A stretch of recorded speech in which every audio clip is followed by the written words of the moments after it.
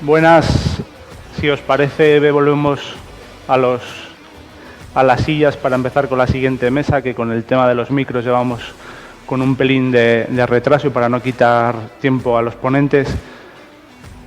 Yo nada, simplemente como han presentado antes, dar las gracias sobre todo a José Luis y a Irene, que somos los tres que hemos ido asumiendo el programa científico, que ha sido meses de mucho trabajo, pero bueno, da gusto ver el resultado y sobre todo agradecer, aunque es cierto que es un acuerdo entre 3 sociedades, pero en especial la SET es la que más ha asumido el peso de la organización y bueno, es de agradecer y ojalá lo podamos seguir manteniendo.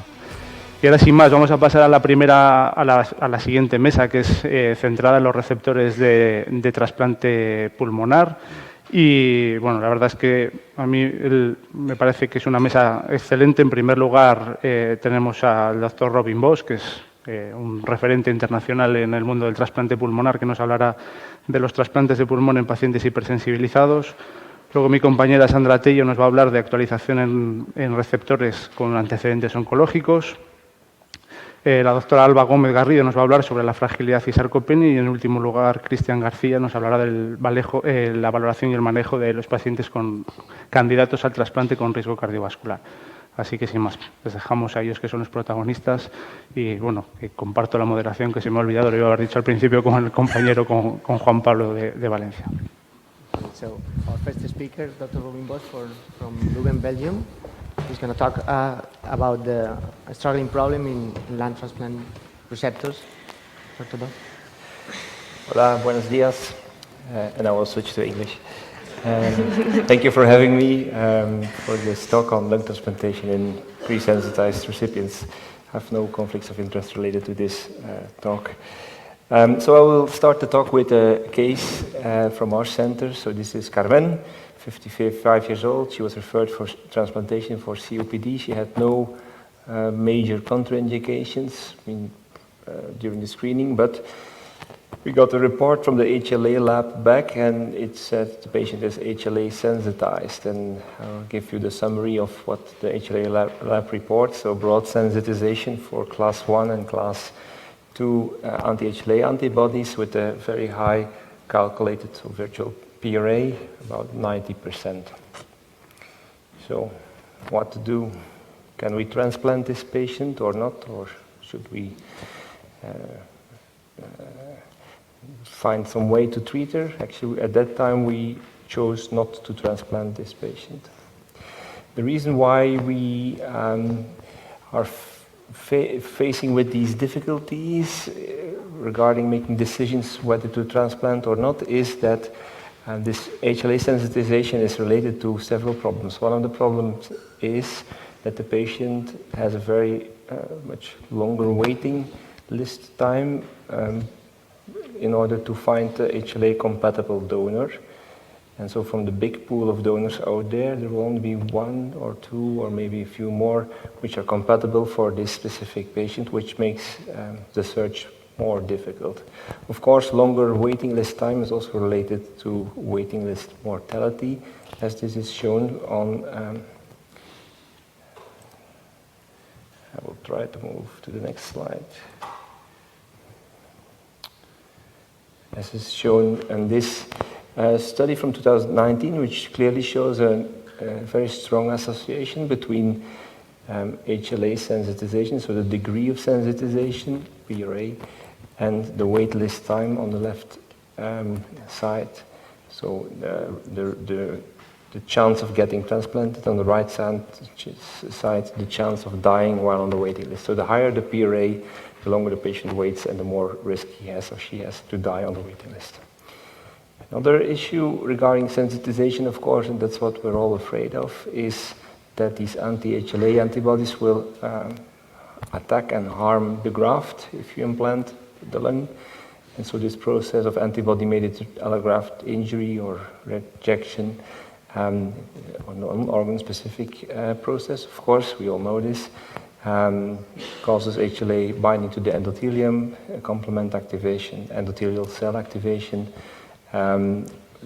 upregulation of certain adhesion molecules like P-selectin, which then attract leukocytes, which start to induce a cell killing process, and this is also by means of antibody-dependent cell-mediated cytotoxicity. So this is what you want to avoid, of course, if you transplant a patient.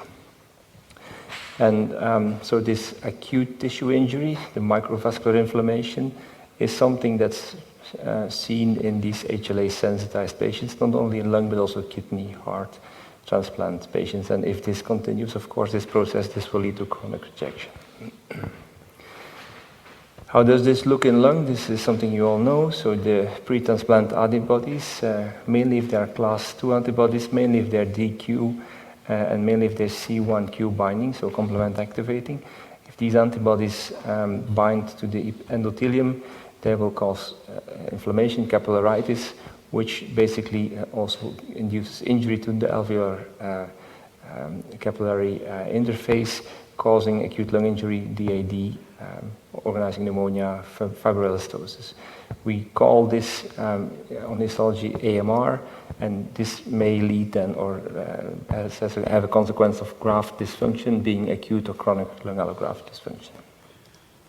It's a complex process. There are many levels in this process of what we call AMR, molecular, from the molecular level up to the larger macro level. You see all the different things involved in this AMR driven by pre-existing donor-specific antibodies. So for HLA-sensitized patients, we're talking about the acute, the hyperacute or acute phase, or ABMR, in the first week or weeks. But also these patients are at risk to develop de novo antibodies after transplantation, which then also may cause chronic AMR on the longer term.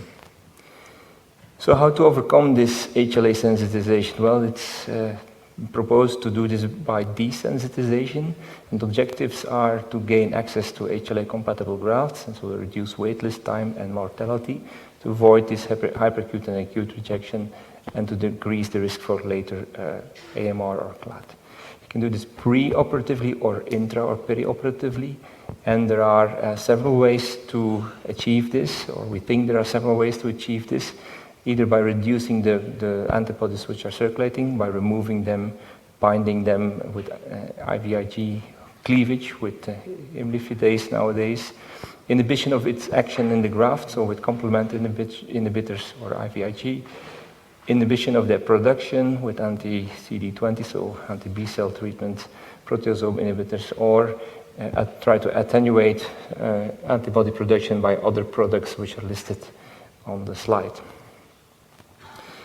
And so just to visualize this again, you're aiming to interact with all these different pathways or cells involved in the process of AMR with these therapies. So the point I want to make is it's not just a single treatment that you need to give these patients, probably a combination of different treatments to have the best possible efficacy.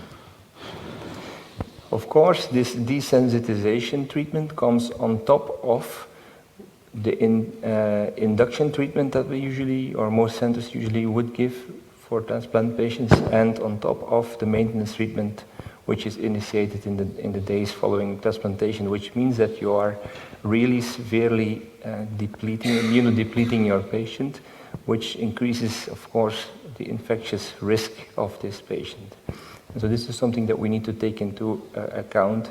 And so desensitization in a very infectious, high-risk patient is maybe not the best idea.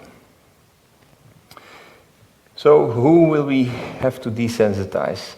There it's important to know that not all anti-HLA antibodies carry the same risk for AMR, and it's been proposed in this nice review, I would suggest you to read it if you're interested in it, that there is some risk stratification possible depending on the type of antibody. And so you can see in green and orange, these are probably the very low risk circulating antibodies, which probably shouldn't be taken into account, and you can just accept a graft, maybe avoid a graft with HLA, which are not compatible, like for instance with the DP antibodies. But it's proposed that if in these patients you could proceed without, this is what we do every day, with transplantation without desensitization. For the intermediate or high-risk antibodies, There it becomes a bit more difficult. You could accept these grafts, but of course avoid transplanting HLA incompatible lungs, and there the suggestion comes to desensitize.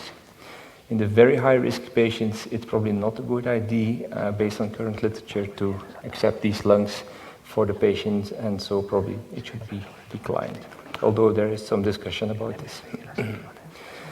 So if we look at the clinical scenarios used for desensitization, there are currently 3 scenarios which have been published from 4 centers. One scenario comes from Toronto, so there's the Toronto, the first publication, and then the 2.1, and the second publication, which basically use the same strategy, being perioperative desensitization with plasmapheresis, starting intraoperatively, IVIG after the final plex, and ATG 3 to 5 milligrams per kilogram, although it's unclear from the papers for how many days this is given. The Toronto Center usually does not give induction treatment, which is important for what comes later, and only uses the MMF, so they're basically still using cyclosporin azathioprine from all patients, except for those who are preformed DSA positive. There they would go for MMF.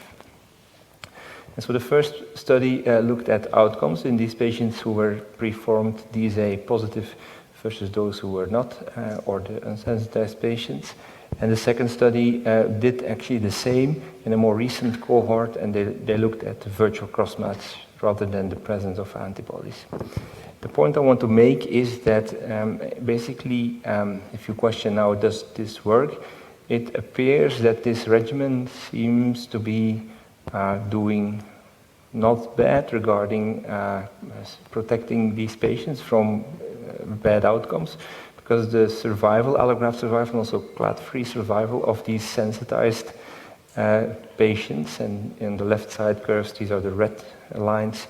On the right side curve, these are the green lines. These outcomes are actually comparable to those patients who are unsensitized. So it appears that they are protected from the deleterious effects of the pre-existing antibodies. There are 2 other scenarios being used, one in Hanover, one in Paris.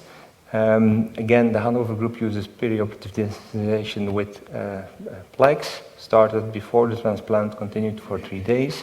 They also give IVIG, a different formulation, but basically also IVIG, and they give a single dose of rituximab. Hanover does not give induction treatment, but gives MMF standard, like most centers would do in Europe probably nowadays. And they're also comparing these preformed positive patients versus those with no antibodies. I will show the results later. Paris uses another schedule, also plaques, IVIG, and a single dose of rituximab. They do give ATG induction, a low dose for 3 days, standard to all patients, so cytolytic treatment, and MMF standard to all patients, but in a higher dose, 3 grams a day versus 2 grams a day in the pre-sensitized patients. And they also compared these outcomes. And if you look at the results, so for Hanover, I wasn't able to show you survival curves, but if you look at the percentages of graft survival on the long term between the preformed and negative group, they were actually similar, so no statistical difference. So patients are doing as good as the negative patients. Paris survival curves are on the right side, so upper slide is graft survival. Well, both slides show graft survival, but a bit differently looked at, depending whether the subgroups are defined. But basically it comes down to the fact that the red lines, which are the patients with the high preformed DSA levels who were desensitized, are actually doing not worse, and apparently a bit better even than those who were unsensitized. So in summary, I think the protocols show that the results show that these protocols seem to work, at least regarding rejection on the long term. There's one case in lung transplantation now published on the use of imlifidase, which is a IgG cleaving enzyme actually. It cleaves all IgGs and thus also the anti-HLA antibodies. I'll just show you this for illustration, and highlighted in yellow you can see that this patient got a very intensive treatment to desensitize or to be able to transplant, so 13 plex sessions, C1 inhibitor, 2 doses of rituximab, 2 doses of inflammasase, and alemtuzumab. Outcome on day 206 was, as it is in the paper, good, but question is regarding long-term outcome. I couldn't find anything about infectious risk in this patient. And so probably we'll be moving to a future strategy in which we will need to categorize our patients who are pre-sensitized into risk categories, and according to the risk category, change our immunosuppressive management, including desensitization treatments. And so again, in this nice review, it is suggested that for these patients who have intermediate or multiple low-risk DSAs, you could consider cytolytic induction treatment. In our center, we give it to all patients, but maybe this is not necessary. And you could plan for desensitization. In the high-risk patients, there, again, cytolytic induction, so you aim to eradicate all B cells. This is basically the idea. And then desensitization to eradicate all circulating antibodies, allowing a safe window for transplantation. Another thing that we could do is to look at better HLA matching, and especially now with longer time of preservation with, for instance, the Paragonix system, we have time to look for better HLA matched donors. And I'll just show you this slide because it's now been shown that if there is donor and recipient mismatch at a specific epitope, which are listed on the slide, these patients are at risk of developing not only very early onset AMR, but also CLAD. And so it is probably not unwise to avoid these risk epitope mismatches by better HLA matching of donors and recipients in the future.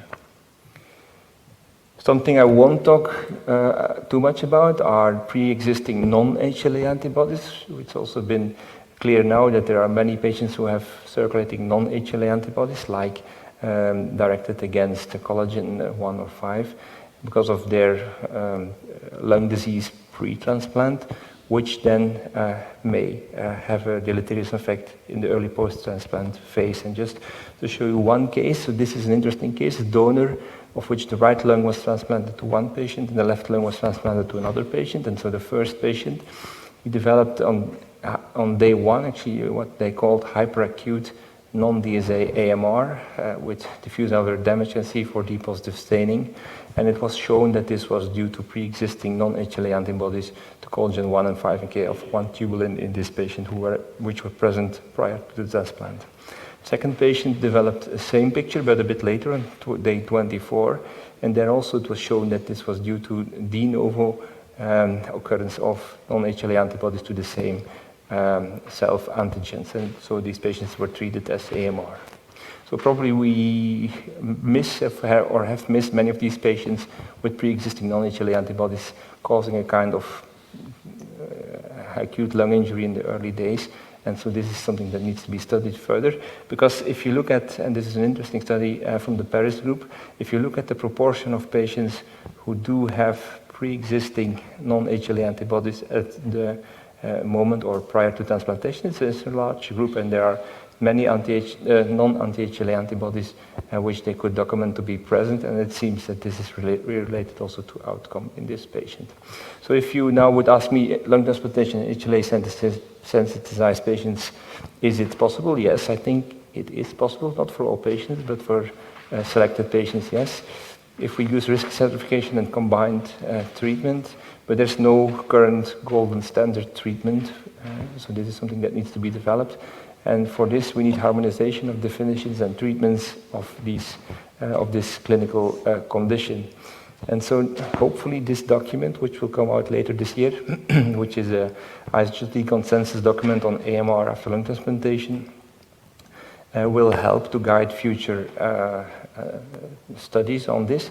And so there are specific sections in this document going about the pre-transplant allosensitization, and also about a new definition of AMR, and also about how we would or need to define the strength of DSAs, and this is then related to risk stratification of our patients. And so with this, I would like to thank you for your attention.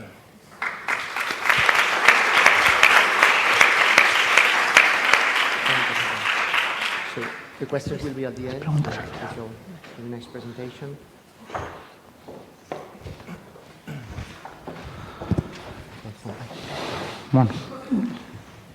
Bueno, ahora la siguiente sesión la va a presentar mi compañera Sandra Tello del Hospital Universitario Marqués de Vallecilla y lleva por título eso, actualización en potenciales receptores con antecedentes oncológicos.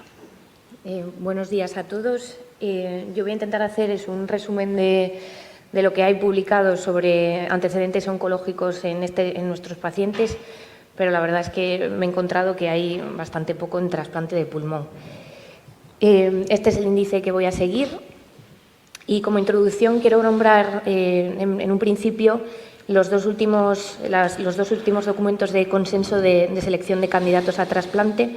El primero, el de 2014, que como todos sabéis pues nombra una serie de contraindicaciones absolutas y dentro de ellas pues está la de los cánceres.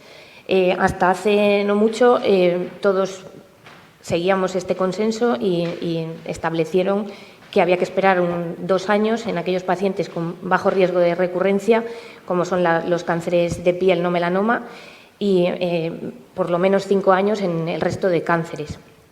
En cambio, en 2021 se publica el último consenso de selección de candidatos y aquí ya nos dejan un poco más abierto este tema.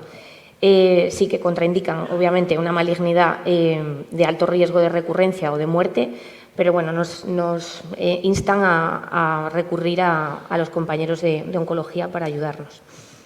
En cuanto a la recomendación para detección de cáncer, inicialmente quiero nombrar esta revisión sistemática que revisa 52 guías de práctica clínica, 13 de ellas se centran en la revisión de candidatos a trasplante y, como veis, solo una de ellas habla del trasplante de pulmón.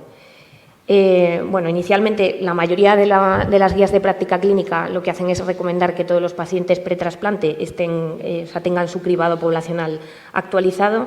En el caso del cáncer de pulmón, ninguna de las guías discute el papel del TAC de baja dosis, pero bueno, hay una serie de screening de cáncer de pulmón a nivel internacional que podríamos valorar en los candidatos de alto riesgo, como son los trasplantes de órgano torácico y los que han sido fumadores. Por otro lado, no hay ninguna guía que haga ninguna modificación de los intervalos de cribado de los cribados que ya están en la población general. Sabemos también que las receptoras de trasplante pues tienen más riesgo de cáncer de cuello de útero, por lo que habría que identificar a esos candidatos que pueden beneficiarse de una vacuna pretrasplante. Y en cuanto al PSA, que ya es controvertido en la población general, hay algunos estudios que dicen pues, que no demuestran que hacer el PSA pretrasplante pueda mejorar la supervivencia post-trasplante. De hecho, lo que sí que dicen en varios estudios es que alarga el tiempo hasta la inclusión en lista y esto puede aumentar el riesgo de muerte.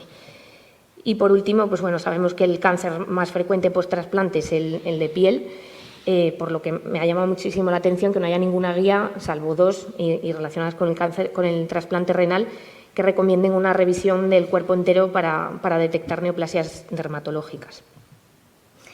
Este es un consenso de expertos que se publicó en 2021, que bueno, lo que hace es dar una serie de recomendaciones, en este caso de cánceres de órgano sólido, para ver cuánto tiempo tenemos que esperar hasta el trasplante dependiendo del cáncer. Bueno, nos dan una serie de pautas que ni mucho menos es una guía, pero que la verdad es que es lo mejor, entre comillas, que hay publicado. No me voy a centrar en todos los cánceres, pero daré algunas pinceladas de algunos. En cuanto al cáncer de mama, me ha llamado también la atención que hay estos 2 scores, el Oncotype y el MammaPrint, que se utilizan ya en trasplante renal, y que lo que hacen es, con una serie de genes, detectar riesgos de recurrencia a largo plazo y de respuesta a quimioterapia, que bueno, se podría valorar e implementarlo también en otro tipo de trasplantes. En cuanto al cáncer de próstata, que bueno, es muy frecuente en los hombres, sobre todo en los pacientes de 70 años, no está publicado pues, que solo un 3% de los pacientes mueren por cáncer en riesgos más bajos. Por lo tanto, en esta guía o en este consenso lo que dicen es que no habría que esperar para el trasplante en aquellos pacientes que tengan un bajo riesgo o un riesgo intermedio en el momento del diagnóstico, porque no hay riesgos de recurrencia y realmente la supervivencia a largo plazo tampoco empeora. En cuanto al cáncer de vejiga, bueno, sabemos que el riesgo o sea, que la supervivencia a los 5 años es del 77% y a los 10 años del 70%, pero sí que está descrito un alto riesgo de recurrencia. En cambio, el riesgo de progresión es muy bajo, por lo que ellos recomiendan que en los de bajo riesgo y de riesgo intermedio sin invasión muscular se pueda esperar 6 meses únicamente, simplemente para ver la cinética de recurrencia. Y por último, en el cáncer de pulmón no microcítico, en este caso, pues bueno, la tabla nos orienta un poco y nos hace ver que aquí sí que es verdad que el trasplante es un poco más controvertido, que sabemos que recurre, por lo menos en los primeros 2 años, la mayoría de los pacientes, en el caso de que recurran, y que hasta un tercio de los pacientes pueden recurrir a 5 años, por lo que hay que tener mucho cuidado de cara a valorar a estos pacientes para trasplante. Este es otra parte del consenso y este se centra más en el melanoma y en neoplasias hematológicas. Y lo mismo, bueno, en el melanoma maligno lo que nos dice es que en los pacientes que tengan bueno, un cáncer locorregional, que son esos estadios que veis ahí, como la supervivencia específica a 5 años es mayor del 90%, que se podría valorar esperar entre 1 y 2 años para el trasplante. Y en el caso de estadios un poquito más avanzados, pues por lo menos esperar entre 2 y 4 años. Pero bueno, luego te metes a mirar y realmente sí que hay más recurrencia a largo plazo del melanoma. En el caso de las neoplasias hematológicas, me centro solamente en el linfoma. Como veis ahí, bueno, ellos utilizan el riesgo de supervivencia sin eventos a 24 meses y si en esos 24 meses, después de haber tratado el linfoma, no hay recurrencia, se podría valorar incluir al paciente para trasplante con un tiempo de espera de 2 años. No hay nada publicado en trasplantes de pulmón en mieloma múltiple y en amiloidosis, por lo que no digo nada. Y ya paso a la fibrosis quística, que esta sí que tiene un cribado específico, porque sabéis que tiene más riesgo de cáncer de colon y además con el aumento de la esperanza de vida con los nuevos tratamientos, pues también puede aumentar el riesgo de cáncer. Por lo que se publicó este consenso, que es ya de 2018, en el que dan una serie de recomendaciones, entre ellas estas dos, que dicen que el screening hay que empezarlo a los 40 años y no a los 50, porque los cánceres aparecen antes en estos pacientes. En el caso de que estos pacientes tengan algún pólipo adenomatoso, deberían hacer colonoscopias cada 3 años. Bueno, paso a otra parte. Los cánceres más frecuentes en el trasplante son los de novo, después del trasplante, pero hay otros 2 escenarios que tenemos que tener en cuenta, que son los transmitidos por el donante y la recurrencia de la malignidad en los pacientes que ya han tenido un cáncer previo. En el caso de los donantes, bueno, pues sabemos que podemos poner donantes que sabemos que tienen alguna neoplasia previa o una neoplasia actual, dependiendo del riesgo de transmisión, que eso hay una serie de tablas en cada país. Pero bueno, lo que tenemos que saber es que el riesgo de transmisión de una neoplasia del donante al receptor es muy bajo, es de 0,05. Esta es la 8ª edición de la Guía Europea de Calidad y Seguridad de los Órganos para Trasplante y aquí bueno, hay un capítulo específico del riesgo de transmisión del donante que es muy extenso, pero básicamente en esta tabla es lo que os digo. Es una tabla en la que dan las recomendaciones internacionales por países y dividen en grupos de riesgo.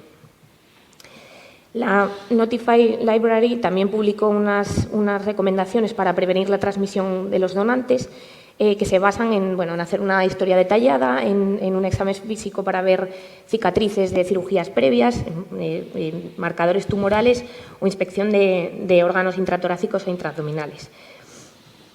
Y esta es una revisión sistemática que también revisa la literatura sobre la transmisión de cáncer de los donantes, que revisa que se queda con 58 artículos y que vemos que tienen 73 casos de cáncer transmitido y 11 de ellos son en trasplante de pulmón. Las histologías descritas más frecuentemente son el melanoma y el coriocarcinoma. La mayoría se presentan en los 2 primeros años, por lo que en este periodo es cuando más alerta hay que estar. Murieron de estos pacientes 55 y 47 fueron debidos al propio cáncer y la mayoría de ellos dentro del primer año. La supervivencia, como veis, en el trasplante de pulmón es muy baja, de 2 meses en este tipo de pacientes.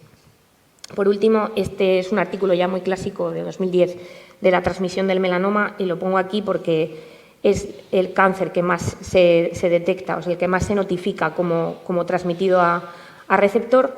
Tiene una alta tasa de transmisión y de muerte y además lo peor de todo es que la recurrencia puede ser muy tardía. Hay algunas que se han detectado incluso más a los 35 años del trasplante.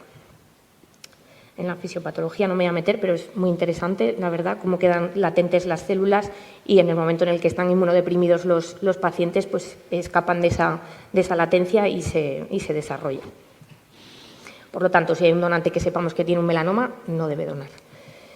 En cuanto al explante, hay numerosos estudios de revisión retrospectivos de cada centro que describen su experiencia con los cánceres incidentales en el explante y como resumen simplemente saber pues, que las 2 principales indicaciones de trasplante, que son la EPOC y la EPID, tienen un factor de riesgo común del cáncer, que es el tabaquismo e incluso predisposición genética, que los hallazgos radiológicos de malignidad son muy difíciles de ver en algunos pacientes, como las EPID, pretrasplante, que además estos pacientes, pues, con la reserva funcional que tienen, es muy difícil obtener una muestra histológica antes del trasplante.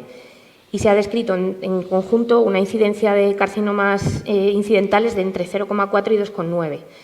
El adenocarcinoma es el cáncer que más se ve, seguido del epidermoide.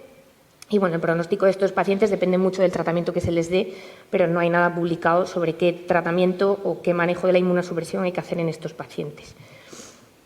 La supervivencia a 3 años en los que tienen un cáncer localizado, uno microcítico, sería de 54,4%, que, como veis, disminuye muchísimo en los pacientes con estadio no localizado. Y ya por último, el tema de la recurrencia y la supervivencia a largo plazo en pacientes con cáncer.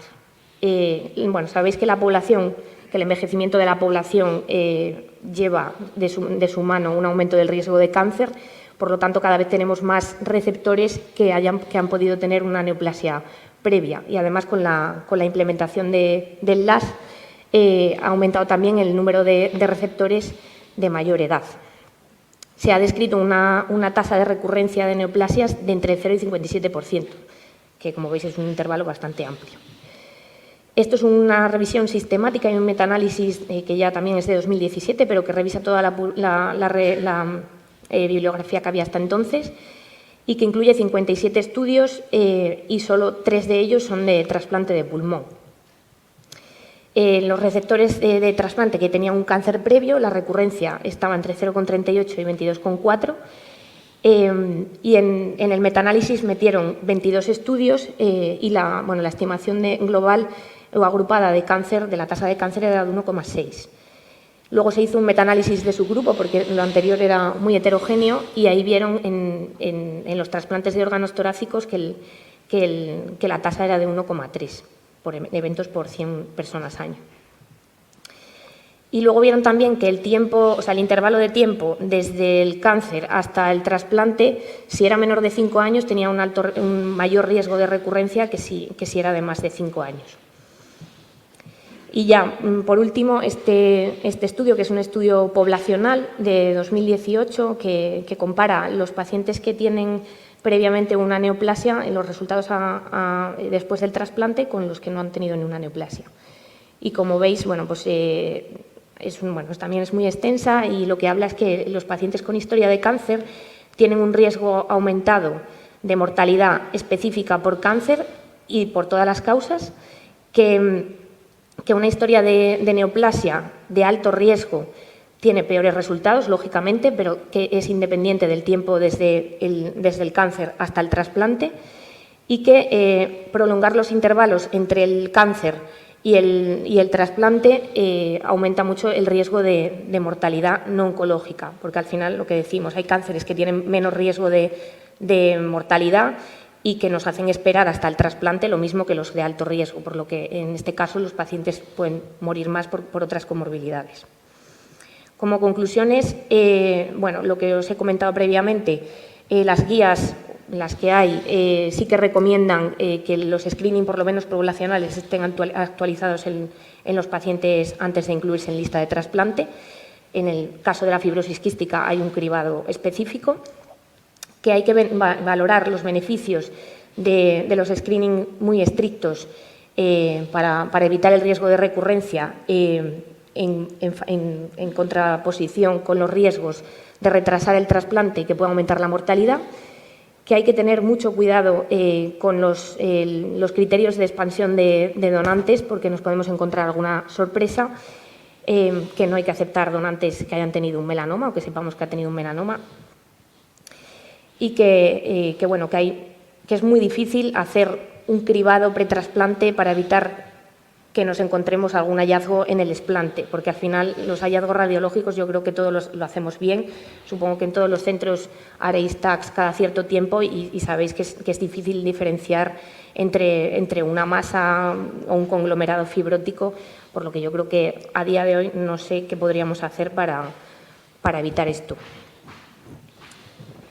Por último, hay una gran heterogeneidad, como habéis visto, en las tasas de recurrencia, y la información que hay es muy poca, que hay que incluir en los equipos multidisciplinares a un oncólogo que sepa un poco del tema del trasplante, y que están esos dos consensos que os he comentado al principio, que podrían considerarse como una antesala de guías próximas, pero yo creo que con muchos matices.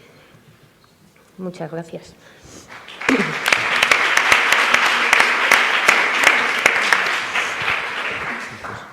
Si os parece, pasamos a la siguiente mesa, la doctora Alba Gómez, rehabilitadora del Hospital Vall d'Hebron de Barcelona, que nos hablará de un tema también complejo de evaluar, como es la fragilidad pretrasplante. Muchas gracias por invitarme a hablar sobre fragilidad y sarcopenia. Ya veréis que es un tema novedoso, novedoso en los últimos años. Cada vez se nos solicita más que hablemos sobre sarcopenia y fragilidad en los pacientes con trasplante y lo utilicemos en el screening de los candidatos de trasplante en general, y sobre todo lo hacemos en el comité. Ya se ha hablado en la charla inicial que en los últimos años ha habido un importante crecimiento en el número de pacientes candidatos a trasplantes y los que lo acaban recibiendo. Además, ha habido un importante crecimiento en la heterogeneidad de este aumento, ya sea porque ha habido un cambio demográfico, pero también por las indicaciones de trasplante. Cada vez tenemos candidatos más mayores, sobre todo mayores de 65 años, lo que esto hace que se asocie a un incremento de la existencia de comorbilidades médicas previas e incluso de cirugías previas a la valoración del trasplante. Lo que hace es que aumente mucho incremente el riesgo tanto a nivel incremente el riesgo a nivel operatorio y posoperatorio en la utilización de los recursos sanitarios.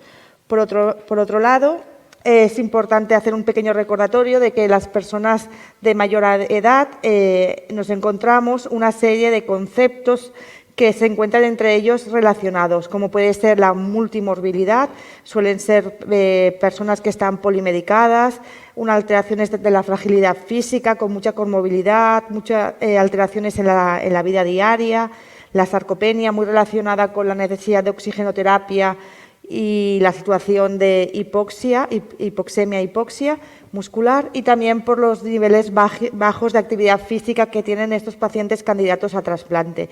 No vamos a entrar a hablar de todas las alteraciones de la disfunción inmunológica que tienen muchos de estos pacientes por la propia enfermedad respiratoria que tienen, ni de la nutrición, que sería otro tema hablar de la malnutrición o la obesidad en los pacientes candidatos a trasplante. Muchos de los pacientes que tienen, los pacientes que tienen una enfermedad respiratoria crónica presencian una discapacidad física, pero esta discapacidad y estas limitaciones se deben a la propia enfermedad respiratoria y era lo que estábamos acostumbrados a ver hasta quizá hace unos 10 años, pues pacientes que tienen una enfermedad respiratoria crónica, que tienen mucha comorbilidad física, pero que es debida a esta situación crítica de la patología respiratoria. Al incrementar la edad de los receptores de trasplante, se ha visto que no solamente está esta comorbilidad debido a la enfermedad respiratoria, sino que también existe una serie de comorbilidades físicas relacionadas con la propia edad del paciente. Esto hace que sea importante identificar estas comorbilidades, ya que aumenta el riesgo de morbimortalidad en el trasplante en concreto. Cada vez se habla más de fragilidad y sarcopenia, son dos outcomes novedosos, novedosos, que ya llevamos unos años hablando de ellos, que aumentan mucho el riesgo de pobres resultados en los candidatos de trasplante. Aún se desconocen las causas patobiológicas que nos llevan a que haya pacientes que tengan mayor tendencia a desarrollar fragilidad y sarcopenia, pero cada vez se está investigando más en esta línea, en conocer esta patobiología. Comprender exactamente por qué se produce la fragilidad y la sarcopenia y cuáles son las causas nos ayuda a que podamos desarrollar estrategias terapéuticas que nos ayuden a mejorar estos outcomes en el trasplante de pulmón. La fragilidad se ha visto aumentada debido al aumento de la edad en los candidatos de trasplante y por eso es importante estudiarla. Es muy importante la evaluación, la identificación precoz de aquellos casos que tienen un mayor riesgo de fragilidad o que presentan fragilidad para intentar mejorar los outcomes, intentar evitar que esta fragilidad vaya progresando y empeorando durante su tiempo en la lista de espera. Y, sobre todo, es súper importante ir continuando investigando sobre cómo se provoca la fragilidad para intentar mejorar los outcomes clínicos. La fragilidad está muy relacionada con la edad.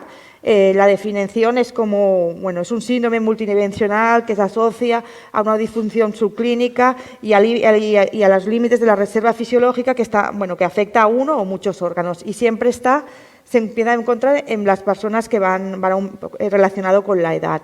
Pero existen dos tipos de fragilidad que hablaremos a continuación. Una sería la relacionada con la edad, que es la provocada por la acumulación de déficits, y la otra la relacionada con la enfermedad, que es la que vamos a llamar fragilidad física. Y es importante tener instrumentos para diferenciar una de la otra, porque también los puntos para la terapia van a ser muy diferentes. Esto es lo que ocurre directamente. Habitualmente cuando un paciente añoso, un paciente es frágil o no frágil debido a la edad, pues que llega un momento que depende de la situación crítica que tenga que vivir, pues su reserva fisiológica empeora y tiene más tendencia pues, a un empeoramiento y a resultados adversos que una persona que no sea frágil. Es importante en el trasplante identificarla, sobre todo para saber cómo va a ir aquel paciente que es candidato al trasplante, pero también en aquellos pacientes que van a ir a terapias puentes al trasplante. Pues, ¿qué pasaría en un paciente frágil que va por una enfermedad respiratoria crónica, que va a hacer un empeoramiento entra en una situación crítica y tenemos dos opciones? Que el paciente, esta fragilidad, sea más relacionada con su función, con su parte, la fragilidad física. Entonces, lo más frecuente es que esta mejore después de implementar una terapia, ya sea la donación del trasplante o la terapia puente al trasplante. Por tanto, habrá una mejoría de toda esta fragilidad física, pero si esta fragilidad física es debida a más a la edad, pues tampoco habrá esa mejoría que se suele encontrar después de esa terapia que el paciente ha recibido. Por tanto, es importante y se sabe que aquellos pacientes que tienen esta fragilidad si tienen una fragilidad física, suele mejorar durante los primeros 6 meses mucho su funcionalidad. En trasplante de pulmón se utilizan sobre todo 3 herramientas para evaluarla, que es el fenotipo de Frame, la Short Physical Performance Battery y después un test de acumulación de déficits relacionados con la fragilidad. Cada una tiene sus ventajas y sus desventajas y todas en sí, sobre todo las 2 primeras, tienen mucha mejoría con los programas de rehabilitación y mejoras tras el trasplante de pulmón. Nosotros utilizamos principalmente las 2 primeras. Entonces, es importante buscar unos instrumentos que nos evalúen esta fragilidad y, sobre todo, buscar estrategias que cada uno de estos instrumentos tienen sus ventajas y sus inconvenientes. Para valorar la fragilidad física, pues el Physical Rating nos evalúa el nivel de actividad física, la velocidad, la debilidad muscular, el cansancio, la fatiga y también hay una versión modificada para el paciente con enfermedad respiratoria crónica y el Short Physical Battery es una prueba que nos gusta mucho en rehabilitación porque nos hace que el paciente tiene que hacer una serie de ejercicios y también pues, nos mira la fuerza muscular de las extremidades inferiores y la velocidad de marcha. Al final, todo lo que se relacione con la velocidad es lo que más relación tiene con los beneficios a largo plazo. Y es importante que se seleccione una herramienta y que esa herramienta se vaya utilizando de forma estandarizada en cada centro, pero lo ideal sería consensuarla a nivel internacional. La prevalencia depende de la herramienta que se utilice, pero va entre el 10 y el 45%. Se asocia ambas a peores resultados en la capacidad de ejercicio, en los metros caminados, en la calidad de vida, en la discapacidad. Además, se sabe que aquellos pacientes que tienen fragilidad antes del trasplante se asocia a mayor riesgo de muerte en la lista de espera o que tenga que salir de la lista de espera debido al empeoramiento funcional y clínico. A nivel preoperatorio se asocia a mayor mortalidad y a mayor necesidad, y si al alta del hospital el paciente tiene fragilidad, también aumenta mucho el riesgo de que tenga que reingresar en los siguientes meses. La rehabilitación mejora esta fragilidad, por tanto es una de las herramientas que se deben ofertar a los pacientes. El futuro será estudiar biomarcadores, la interleuquina 6, los TNF, la leptina y también estudiar un poco cómo es esta masa muscular, porque se ha visto que aquellas personas que tengan masa adipositosis, pues es un marcador proinflamatorio y habrá más tendencia a tener fragilidad. En cuanto a la sarcopenia es una enfermedad generalizada que afecta al músculo. Aumenta también con la edad y es un marcador de fragilidad.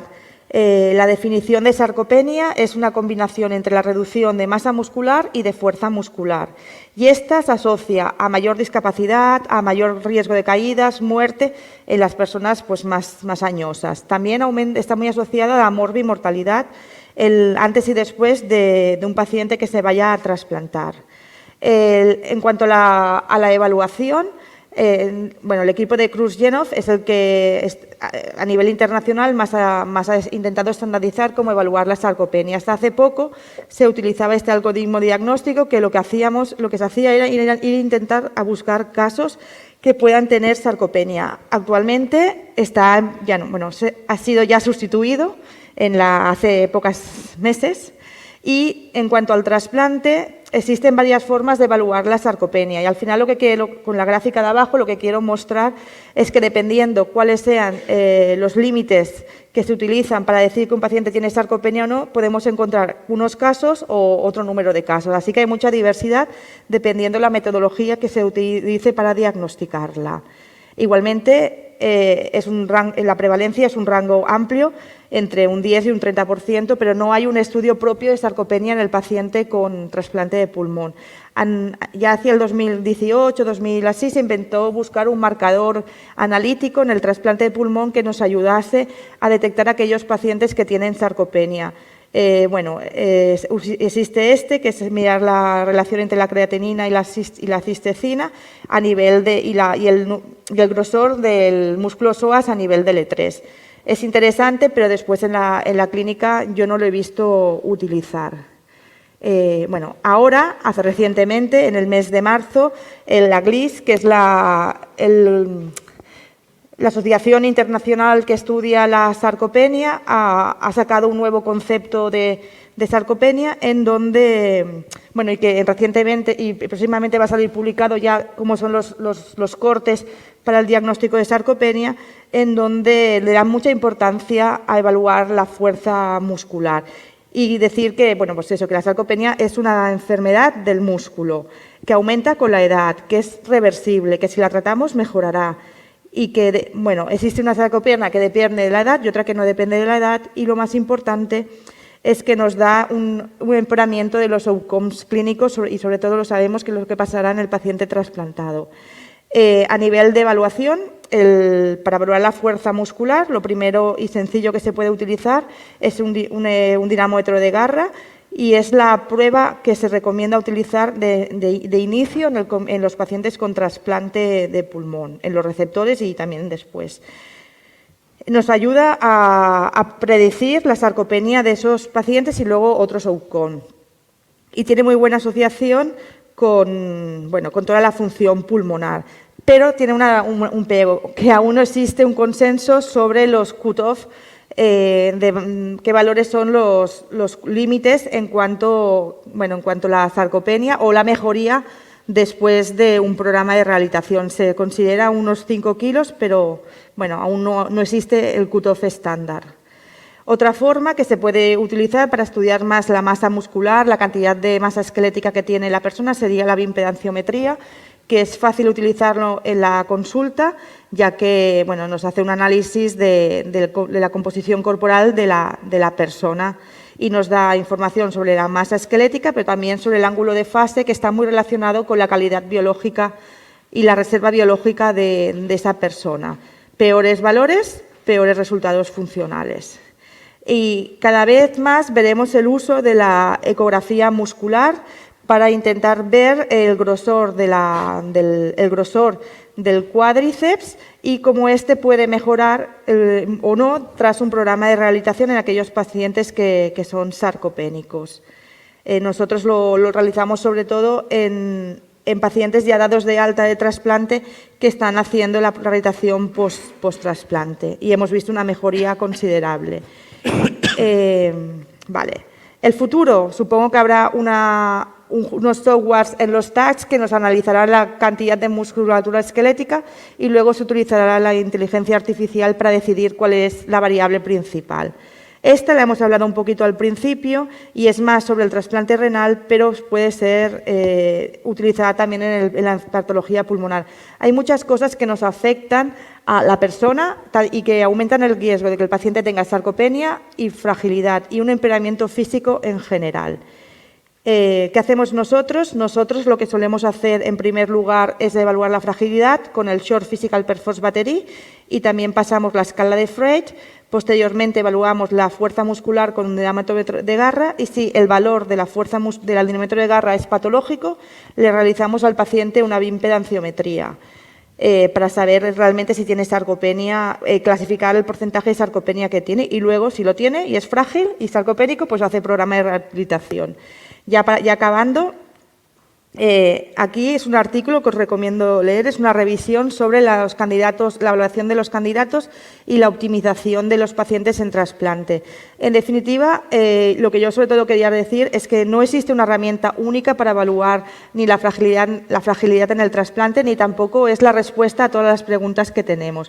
Pues si el paciente tiene una fragilidad que es independiente de la patología respiratoria, habría que derivarlo a hacer un programa de rehabilitación y reevaluar. Si sabemos que esta fragilidad es debida a la patología respiratoria que está en sus últimas fases, pues la única solución acabará siendo el trasplante. Porque a pesar de que hagamos rehabilitación, no vamos a conseguir mejorar. Es decir, paciente joven con fragilidad debida al pulmón no va a mejorar con un programa de rehabilitación, va a necesitar algo más.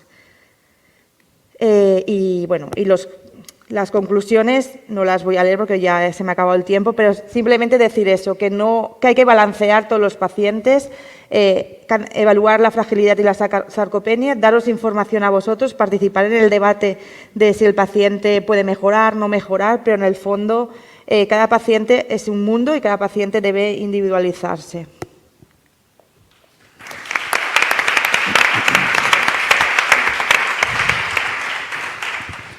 Bueno, la última sesión es a cargo del doctor Cristian García, que nos va a hablar sobre la valoración y el manejo del riesgo cardiovascular en los candidatos a trasplante pulmonar.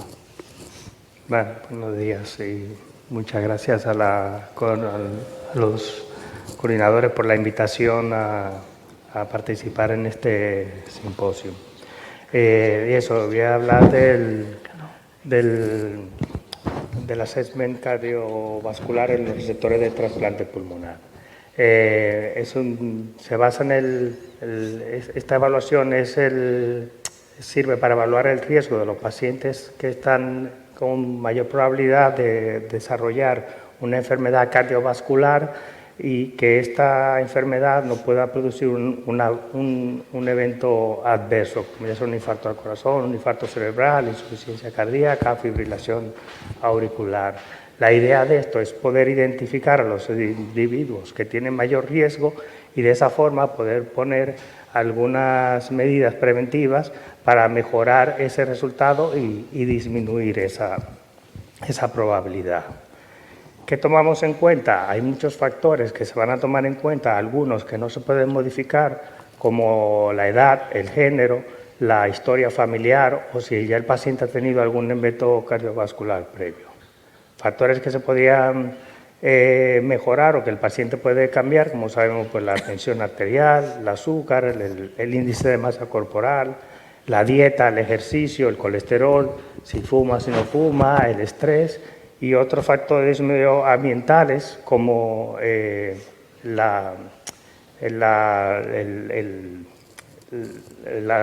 aislamiento social que nos puede afectar mucho a nuestros pacientes y el medio ambiente como tal. En general, en los pacientes con trasplante de órganos sólidos, o sea, la mayor mortalidad la vamos a tener por la difusión del injerto a largo plazo y las complicaciones que puede producir la inmunosupresión a largo plazo en estos pacientes. Pero la enfermedad cardiovascular va a jugar un papel bastante importante en cuanto a esa morbimortalidad.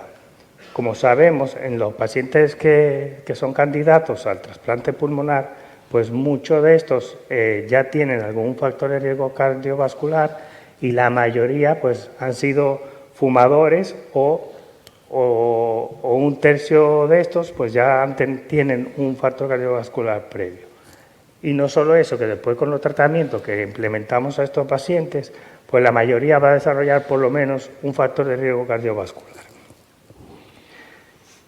Pero si lo pensamos bien, la realidad es que la mayoría de nuestros pacientes que van a ser incluidos en lista o que vamos a evaluar, pues tienen un alto riesgo cardiovascular, porque ya sabemos que la EPOC se relaciona con un riesgo cardiovascular alto y tanto como la fibrosis, que sabemos que estos pacientes tienen una mayor probabilidad de tener incidentes cardiovasculares e infartos que la población general o incluso los pacientes que no son fibróticos.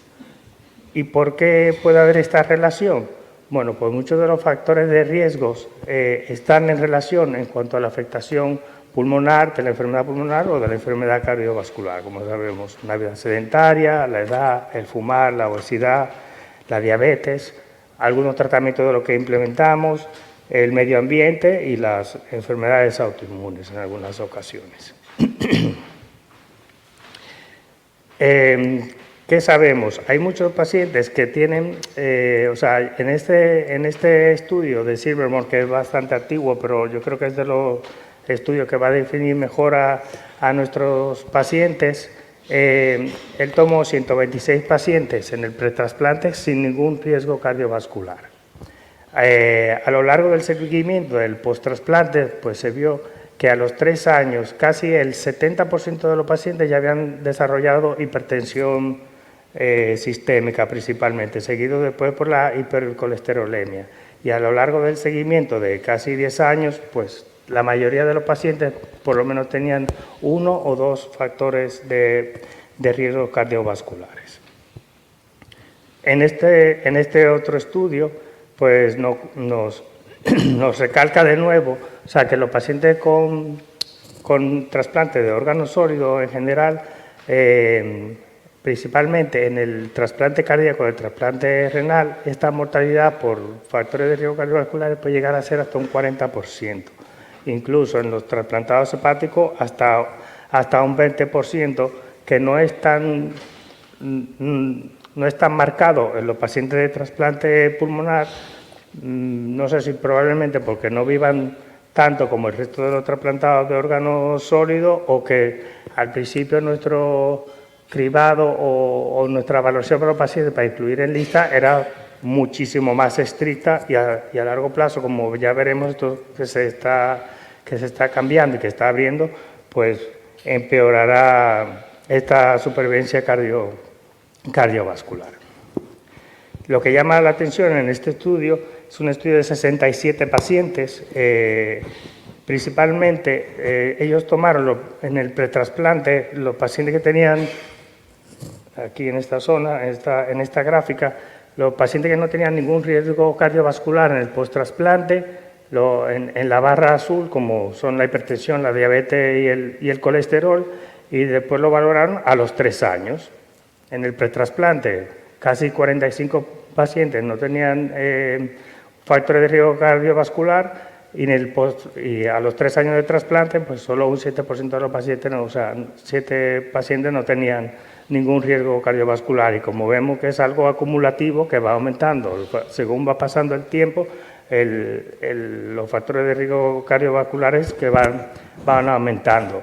Pero sí que llama más la atención, ¿no?, que por lo menos a los 3 años la mayoría de los pacientes por lo menos desarrollan un factor de riesgo cardiovascular. En el basal, pues como vemos, la hipertensión jugaba casi un 20% de los pacientes, pero que se había casi triplicado al año y llegaba a un 70% a los 3 años. Igual que ocurre principalmente con el colesterol, ¿no? Un 6% de los pacientes sufrían de hipercolesterolemia, que subía casi a un 40%, y a un 37%, y a los 3 años pues un 40%, y ya eso sí que se mantenía un poco más estable a partir del primer año. En cuanto a la enfermedad coronaria, he encontrado este artículo reciente que es una revisión que hace mucho énfasis en eso, en el nuevo cambio que hay comparado con las guías anteriores. En las guías previas, cualquier paciente que tenía una afectación cardiovascular o cardíaca importante, pues se estimaba. Y ahora, en la actualidad, lo que podemos ver es que si el paciente ha tenido un infarto hace menos de 30 días, pues entonces ese paciente no se podía trasplantar en ese momento, claramente está. Ellos comentan que la presencia de la enfermedad coronaria, pues sí que va a añadir complejidad al procedimiento y que puede producir a largo plazo algún problema en cuanto a la morbilidad y la mortalidad de estos pacientes. La realidad que el paciente que no es revascularizado puede dar bastante complicación en cuanto al postoperatorio inmediato, y como claramente sabemos, pues que a largo plazo la inmunosupresión va a acelerar la arteriosclerosis y la progresión de las enfermedades cardiovasculares en generales. Había mucha variación en la prevalencia, como podemos ver, entre un 5 y un 24%, probablemente porque los múltiples estudios que se revisaron pues no tienen una inclusión de pacientes que sea bastante similar. Sí que, como todos sabemos, los pacientes con enfermedades fibróticas van a tener mayor riesgo de enfermedad cardiovascular o coronaria aguda, por así decirlo, que si comparamos a los pacientes con enfermedad fibrótica, que puede ser un 28% de prevalencia, se compara con los enfisematosos, que casi un 10%, aunque los pacientes con enfisema y EPOC sabemos que por lo general han fumado más que los pacientes con fibrosis pulmonar, pero la incidencia mayor es la fibrosis. En la mayoría de esos estudios lo que se observó es que la mayoría de los pacientes, por lo menos con un factor de riesgo cardiovascular, mayores de 50 años, tenían alguna afectación de tipo coronaria. Y que la mayoría de los centros están realizando coronariografía a los pacientes mayores de 45 años, por lo menos con un factor de riesgo vascular o dependiendo, si no tiene factor de riesgo vascular, dependiendo cada médico que evalúa al paciente. Como sabemos, la enfermedad coronaria pues, puede dar problemas en el postoperatorio inmediato, pero sí que no se ha visto ningún cambio en los pacientes en cuanto a la supervivencia en los pacientes que han sido revascularizados. En los múltiples estudios que se han revisado, principalmente como en este estudio, donde se evaluaron 210 pacientes, no se observó ninguna diferencia en la mortalidad en los primeros 5 años en los pacientes que tenían una afectación leve o moderada a nivel de las coronarias, con los que no tenían ninguna afectación a nivel coronario. Otro estudio similar, con 539 pacientes, donde un tercio de los pacientes tenían lesiones moderadas, tampoco se observó ninguna diferencia significativa. Jones y los colaboradores sí que observaron una mayor incidencia de mortalidad, pero la verdad que ellos, los pacientes que tomaron tenían una afectación coronaria mayor del 70%,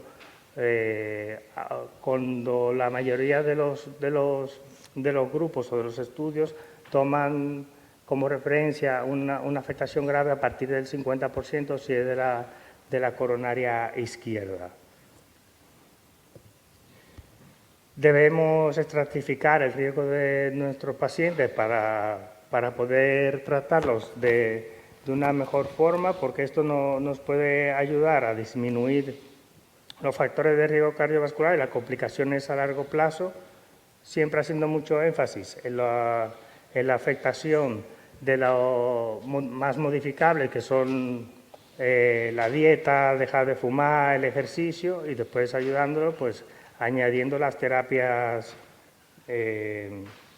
típicas medicamentosas.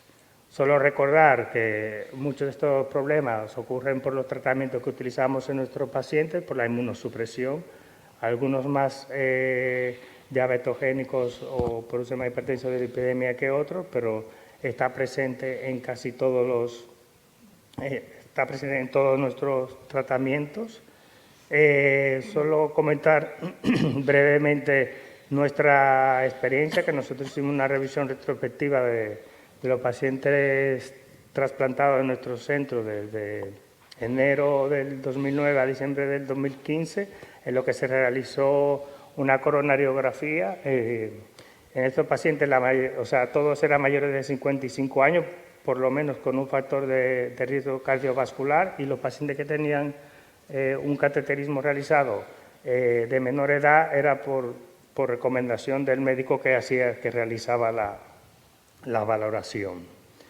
Nosotros tomamos como una afectación severa o importante si era de la coronaria izquierda mayor del 50% y si era de alguna otra de las coronarias, pues que tenía ese mayor del 70%. Los datos que se analizaron fueron los típicos datos demográficos. En ese periodo se realizaron 182 trasplantes, tenían enfermedad coronaria 43 y el resto, el 138, no tenían enfermedad coronaria. Sí que ese objetivo, que la mayoría eran hombres con un mayor índice de masa corporal, con un fatón fibrótico y que tenían hipercolesterolemia previo al trasplante. Resultados son estadísticamente significativos en cuanto al peso, o sea, a la obesidad y a la hipercolesterolemia, y también por la enfermedad de base, mayor enfermedad cardiovascular o cardíaca a nivel de los pacientes que tienen fibrosis pulmonar. Y nada, solo quiero resumir que la mayoría de nuestros pacientes van a tener por lo menos un factor de riesgo cardiovascular antes del trasplante, que al realizar coronariografía siempre no podemos encontrar alguna afectación o que nuestros pacientes estén asintomáticos, tener más cuidado con los pacientes con fibrosis pulmonar, que son los que tienen mayor afectación. Más del 90% a largo plazo de nuestros pacientes van a desarrollar por lo menos un factor de riesgo cardiovascular. Hoy por hoy todavía sigue siendo menos relevante la mortalidad comparada en el trasplante pulmonar, comparada con otras enfermedades de otros órganos sólidos, aunque yo creo que eso puede ser algo que está por cambiar, porque cada vez las guías están cambiando más, estamos metiendo pacientes de mayor edad, con más comorbilidades, más complejos, con mayor afectación cardíaca que antes no nos estábamos planteando incluir en nuestra lista. Muchas gracias.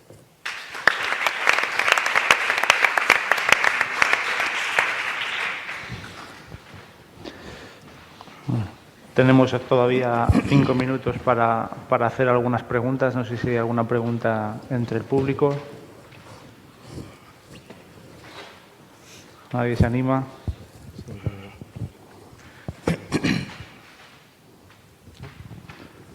So I want to ask for Dr. Bosch, is there enough evidence now in this high sensitized patient to maintain like a long-term treatment after transplant, as we know that they are more likely to develop de novo DSA? And what do you think could be the role of photopheresis after lung transplant in this patient? It's a good question. I think, you can optimize the maintenance immunosuppressive treatment for these patients by using MMF in high doses with adequate or maybe a bit higher TAC levels. There's currently no evidence on the use of ECP in these patients. I think it's an interesting concept, and I know that there will probably start a study in the near future to look at this, which hopefully will be helping us better to maintain the graft over a longer time in these highly sensitized patients and prevent rejection, because that's what you of course want. I think other centers, I think Vienna mainly is doing this, also looked at other treatments like with alemtuzumab or daratumumab, which are now new anti-B cell, for the last one, directed treatments.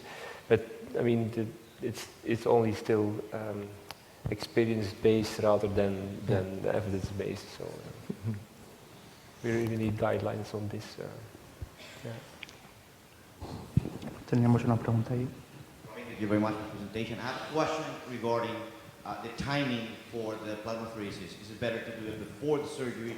Is it better to do it during the surgery? And then how often you have problems with the subsequent cycles in the ICU with this patient? Because we often see this patient during the plasmapheresis in the ICU, they are doing great, and then during the plasmapheresis or at the end of the plasmapheresis, the patient ends up in the pulmonary edema and then respiratory. So if any breaking points or maybe some guidelines or help so we can prevent this event? Good question. I mean, there are no guidelines on this. I think all the data I showed use actually perioperative plasmapheresis, and there is some evidence now. It's one paper I published that might be related to a higher risk of bleeding also using this. But I mean, we in our center we are unable to do it, the plasma exchange, plasmapheresis during or in the early 1-2 post-operative days, because it's just logistically impossible. I think it's often for many centers the case, so I'm not experienced in this.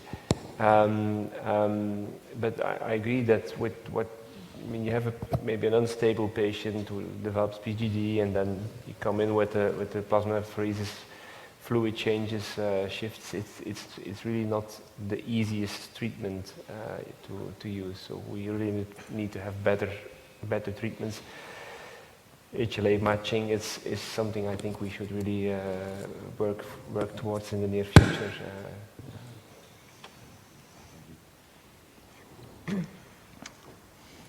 Nos continúa. So, do you have any experience with you were talking about HLA haplotypes? Do you have any experience with the PIRCH score or the match score, HLA match score, with these patients? Well, actually, we're looking at this in our own cohort, but I don't have the results yet to see how to implement this in the near future.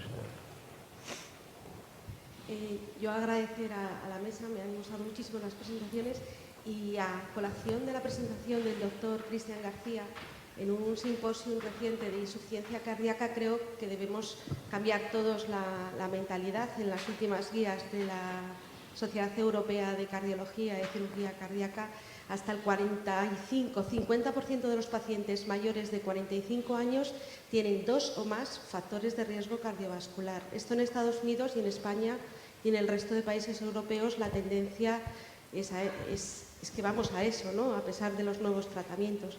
Entonces, probablemente en las nuevas guías tendremos que ir modificando, como bien ha apuntado el doctor García, e ir adaptándonos a nuevos tratamientos y ampliación en los criterios de inclusión de los receptores, porque casi más de la mitad de los pacientes de 45, 2 o más factores de riesgo cardiovascular, ¿no? Que es una cifra muy importante. Sí, bastante elevada y bueno, yo creo que eso es algo que realmente sí que va a tener, que esta valoración, pues yo creo que va a ser en algún momento una clase en el colegio, para poder, ¿no?, llegar a poder controlar mejor a los pacientes o que la gente no llegue a tener, ¿no?, un evento cardiovascular que realmente no van a complicar, ¿no?, a largo plazo a nuestros pacientes. ¿Alguna pregunta más? Si no, yo tengo una para Sandra y conste que no, aunque vengamos del mismo centro, no está preparada. Pero, es decir, a mí me encantaría tener un screening completo de riesgo de cáncer en un candidato a trasplante, pero hay que hacer eso compatible con la vida y con la asistencia. Entonces, ¿qué cosas básicas tendríamos que tener en cuenta en el screening de cáncer de un candidato a trasplante?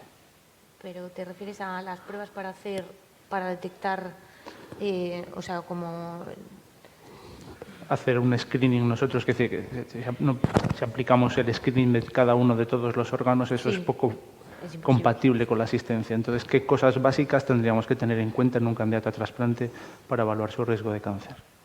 Yo creo que, o sea, dedicándonos al trasplante de pulmón, por supuesto, creo que deberíamos, ahora cuando se empiece a implementar el screening de cáncer de pulmón, es una de las cosas que deberíamos hacer, aunque yo creo que en todos los centros indirectamente lo hacemos. Al final, por lo menos en nuestros centros, intentamos hacer un escáner anual en todos los pacientes que han fumado, y sobre todo en los pacientes que están en lista de espera. Luego también hemos implementado hace poco un protocolo para hacer un screening de neoplasias cutáneas en los pacientes que están cercanos a incluirse en lista, que bueno, que también es extenso y depende un poco del cáncer que se pueda detectar, y yo creo que eso es importante porque al final es el cáncer más frecuente después del trasplante. Y luego otro tipo de screening, bueno, lo que he dicho antes, actualizar en todos los pacientes el screening poblacional, que aunque no nos lo creamos, muchos pacientes no lo tienen actualizado. O sea, las citologías en las mujeres a partir de cierta edad, las mamografías, las sangroocultanesis y las colonoscopias no están actualizadas en una gran parte de los pacientes. Y no sé, no se me ocurre así nada más compatible con la asistencia diaria. Yo tenía una pregunta para la doctora Gómez. Sí, tenemos también Rodrigo. Muchas gracias. Es una pregunta para Sandra. ¿Cómo solucionáis el tema de las sangres ocultas NFs positivas en estos pacientes? Porque el nudo gordiano de de esto es hacer una colonoscopia a un paciente con necesidad de oxigenoterapia o ventilados o de alto riesgo, que no tenemos hueco en quirófano ni anestesista para hacerle las colonoscopias. O sea, yo estoy un poco ahí con Víctor, o sea, que es más un deseo que una realidad. No sé si tenéis alguna estrategia distinta a las habituales. Se planteó en algún momento hacer colonotax, pero al final la rentabilidad no es la misma y no hacemos nada en concreto. Pues depende del centro, te hacen la colonoscopia o no, se arriesgan más o no, depende un poco del anestesista también, pero efectivamente es más un deseo que otra cosa. El problema del colonotac es que al final, cuando en el colonotac encuentras algo, tienes que hacer la colonoscopia. Entonces al final estamos otra vez en la misma. Sí. Para la doctora, si había algún punto de corte o algún nivel de fragilidad a partir del cual consideréis no candidato a trasplante a un paciente.